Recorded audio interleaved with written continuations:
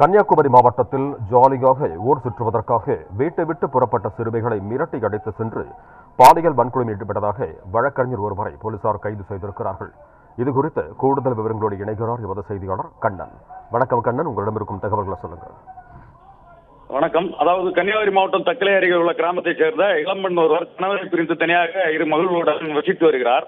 கடந்த 12ஆம் தேதி இரவு இளம்பெண் ரப்பர் ஆலைக்கு வேலைக்கு சென்ற நிலையில வீட்டில் தனியாக இருந்த அவரது 8ஆம் வகுப்பு மற்றும் 6ஆம் வகுப்பு படிக்கும் இரு மாணவிகள் மாயமாகியுள்ளனர். இது குறித்து இளம்பெண் கொடுத்த புகாரில் தக்கலை போலீசார் வழக்கு பதிவு செய்து தேடி வந்த நிலையில மாவட்ட காவல் கண்காணிப்பாளர் ஸ்டாலின் மாயமான மாணவிகளை மீட்க 2 தனிப்படை அமைத்து உத்தரவிட்டார்.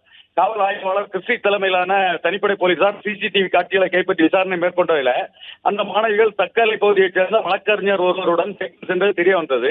இதனையடுத்து அந்த வழக்கறிஞர் அஜித் குமாரை கைது செய்து விசாரணை நடத்தியதில் இரவு 12 மணி அளவில் தக்கலை பேருந்து நிலையம் அருகே சுற்றித் திரிந்த இரு மாணவிகளையும் அந்த வழக்கறிஞர் மிரட்டி தனது பைக்கில் அழைத்து சென்று அலுவலகத்தில் அழைத்து சென்று அங்கு 6ஆம் வகுப்பு மாணவியை தனி அறையில் அடைத்து வைத்துவிட்டு 8ஆம் வகுப்பு மாணவியை வன்முறையில் ஈடுபட்டதாகவும் பின்னர் அவள் இருவரையும் பட்டச்சேரி பேருந்து நிலையத்துக்கு அழைத்து சென்று மதுரை செல்லும் பேருந்தில் அனுப்பி வைத்ததாகவும் கூறியுள்ளார். இதனை அடுத்து 4 நாட்களுக்கு முன் மாணவிகளை மீட்ட போலீசார் வழக்கறிஞர் அஜித் குமார் மீது போக்சோ உள்ளிட்ட 6 பிரிவுகளின் மீது வழக்கு பதிவு கைது செய்கிறார். இந்த நிலையில் நன்றி கண்ணன், உங்க தகவல்களுக்கு.